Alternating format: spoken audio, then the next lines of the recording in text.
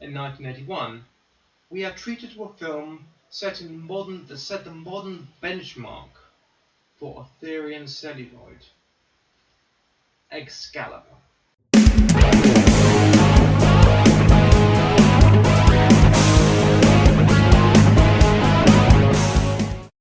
Originally conceived by John Boorman back in the early 70s as a Lord of the Rings TV series, it gestated in his mind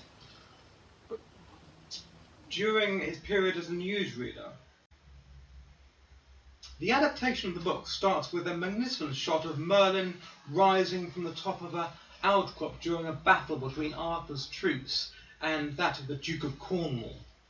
The orange filter sets out the sort of precedent that surrounds the sort of artistic camera work for the film, filmed in the Republic of Ireland, and utilising the magnificent romantic scenery. It's only a model. The film had a definite aura of the dominant Celtic feel that set the tone. Nicole Williamson, who played Merlin, and Helen Mirren, who played Morgana in particular. Cutting to a few decades into the future, we eventually see Uther's son, Arthur, as he takes a sword from the stone.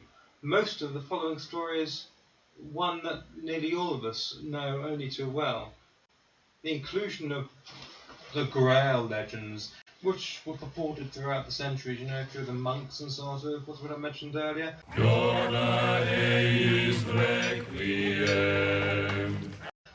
I mean, they get very sporadic.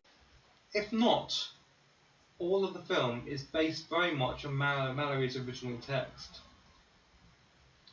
The attack on Ligiaire's castle, resulting in Arthur meeting Guinevere, her betrayal with Arthur's best friend, Lancelot, are all events that take us from the height of success in achieving stability to the destruction of the country, something we can all probably reflect upon today. We're living in a dictatorship, a self-perpetuating autocracy. Most actors can't really pull that off, but he does it really quite well. You can actually see the intenseness in his face during moments of high magnitude. You can see how he's working it. Just as it is Williamson's eccentricity that has us all spellbound. It has been said before, on many an occasion by some of my contemporaries, that the real reason today's drama and media fails is in its lack of depth and in the heroes that we are presented with. In Arthur, we are given one of the original story arcs for a protagonist. He is born out of the gutter and rises through many challenges and awful mistakes to become the hope for a nation, and legend that has the same kind of roots in so many cultures around the world. Honestly, it is my belief that Boorman saw in his vision, and such a vision is depicted in the scene in Excalibur when Percival recovers the Grail on his journey between life and death. I'm getting better! No, you're not. You'll be stone dead in a moment. John Boorman himself was no cavalier about the supposed activism culture that stood against the legend he had devoted himself to. This he is quoted as saying, "When you're shooting a film, you can convince yourself that death does not exist.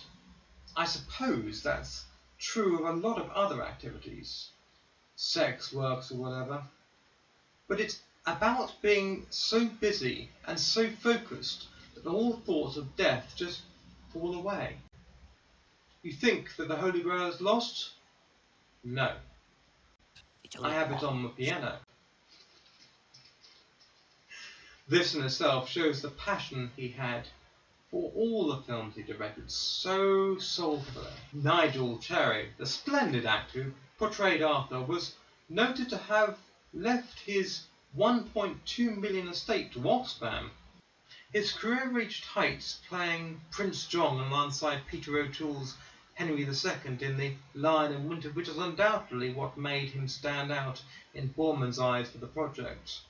Now, A Lion in Winter with Peter O'Toole, that is a good film. Perhaps we might get onto that at a later date. Yes! Get on with it! Filming for Excalibur took place in the exotic Irish County Wicklow County Tipperary and County Kerry. Nicole Williamson is quoted as mentioning, "We start lunch at about 11, and by the end of lunch, after a few coffees and brandies, and we'd all be arguing whether it was raining as to whether it was raining or not." This was no doubt what caused the friction between Mirren and Williamson, given the frivolity of one of the most balanced temperaments of the other. The film was so unwoke. Although Mirren did say in a later interview, in the movies made back then, women were always the girlfriend, the partner, the evil seductress. There were no great movies roles for women. Bet you're gay. No, I'm not. At least she wasn't so disrespectful as to push the narrative of the film to mirror her own views. But it must be noted that her pushing of constant and unabating feminist agendas over the years has resulted in what we now see in movies as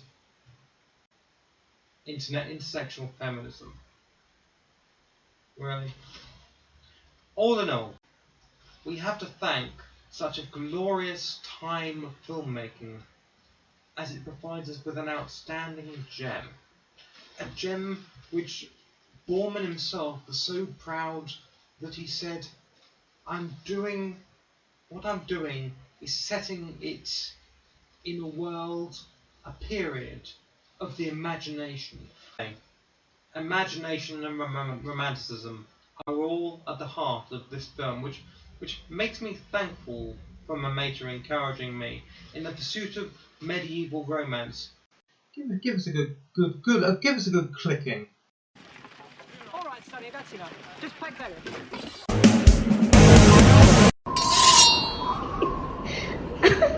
Shakanaka.